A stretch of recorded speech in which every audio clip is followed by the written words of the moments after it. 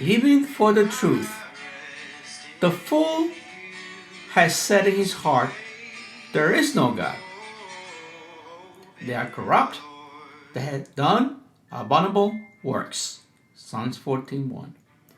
What separates man from beasts includes but is not limited to the gift of intelligence, possessing free will, and being created in the image of God. Because man has the ability to reason and decide, he responds to his universe, which is filled with outstanding questions. Like, is there a God?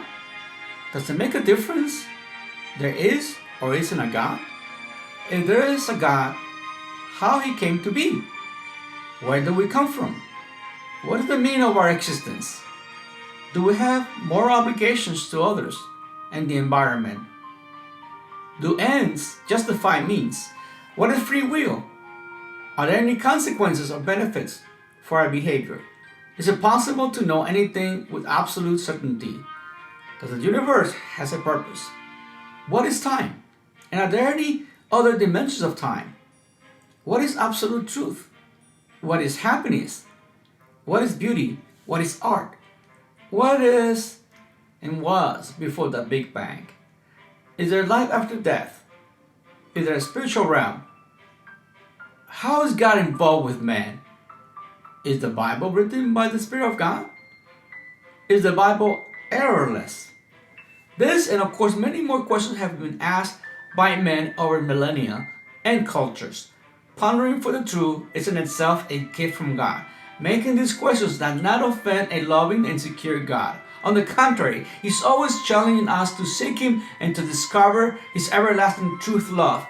Taking the wrong road from His absolute truth is where it really gets complicated. The fool has said in his heart, there is no God. Over the centuries, there has been very intelligent people who left legacies over the fields of science and humanities. However, some of them use their minds and ideas to pass on the notion that there is no God.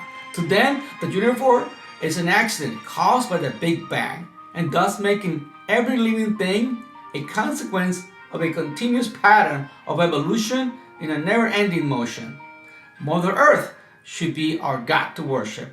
They argue that the Bible is an outdated book used to manipulate the masses. They look for questions of life based on men searching within men for answers. In addition, they propose the idea that there are no consequences for justified misbehavior to get to any means. Eternity for men is not essential nor real.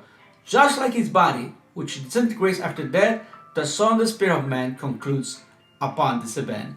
Accordingly, there is no hell or heaven pending once we die.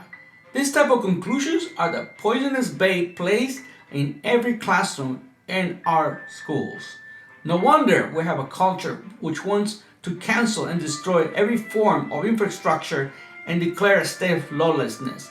If the church, which has the authority from Jesus, continues to be silent concerning this threat and trend, the catastrophe in the horizon is horrific.